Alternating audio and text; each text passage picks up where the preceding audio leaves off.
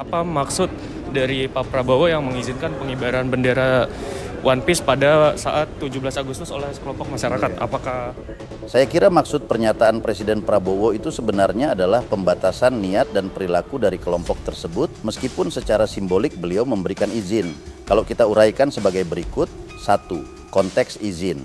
Presiden membolehkan bendera One Piece dikibarkan di bawah bendera merah putih pada HUT RI 17 Agustus 2025 yang akan datang. Bendera merah putih tetap di posisi paling terhormat atau teratas, sehingga bendera lain dianggap pelengkap, bukan pengganti, sama dengan bendera perkumpulan olahraga sepak bola yang bertujuan kerjasama tim untuk memperoleh kemenangan sportif, bukan seolah-olah suatu bendera budaya dan kultural yang ternyata bertujuan politik seperti bendera OPM pada tahun 1999 yang lalu.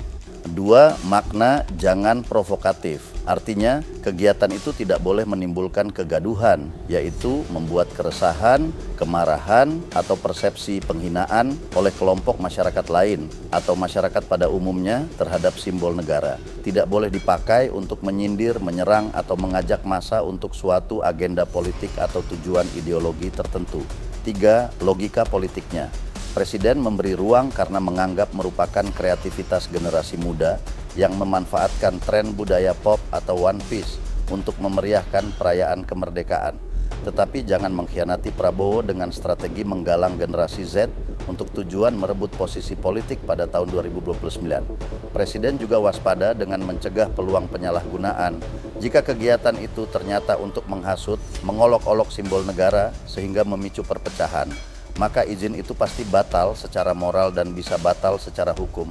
4. Analogi yang sering dipakai. Seperti ayah yang mengizinkan anaknya begadang pada malam tertentu, boleh saja asal tidak berlebihan sampai mengganggu kesehatannya dan ketertiban masyarakat. Artinya, kebebasan itu tetap punya koridor agar tidak mengganggu keamanan dan ketertiban umum.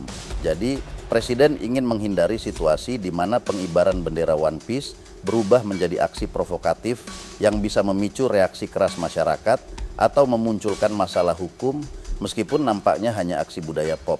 Jangan sampai menjadi suatu lelucon yang tidak lucu.